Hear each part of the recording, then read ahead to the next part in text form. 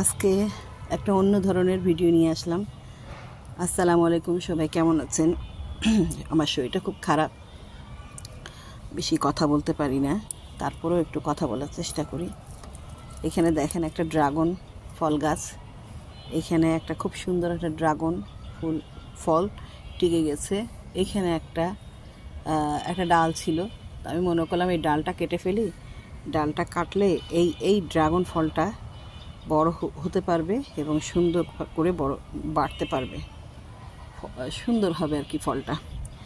এইটার মতো এই গাঁটের মধ্যেও একটা, এই যে এইখানেও একটা ডাল ছিল। আমি কেমন গাধার মতো একটা কাজ করলাম সেটাই আপনাদেরকে দেখাই। এই যে দেখছেন, সাইড দিয়ে একটা ডাল কেটে ফেলে দিয়েছি যে ফলটা যেন ভালোভাবে বাড়ে।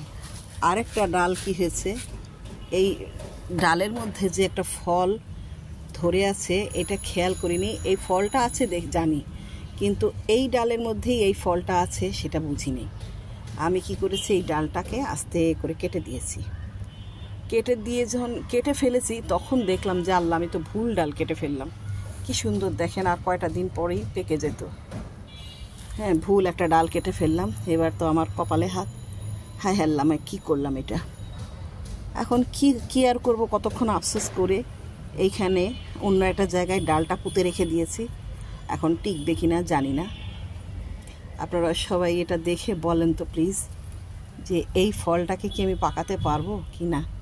এখানে আমি বেশি পানিও দিতে পারছি না, বৃষ্টি হচ্ছে, কিন্তু এখানে মাটিতে পুঁতে রেখে দিয়েছি। ফলটাকে আমি টিকাতে পারবো? খুব আফসোস লাগছে আমার ফলটার জন্য। তো যাই হোক, আমার ফলটার জন্য সবাই দোয়া করবেন। এমন একটা বোকামি কাজ করলাম আমি। আজকে এই পর্যন্তই। আল্লাহ হাফেজ।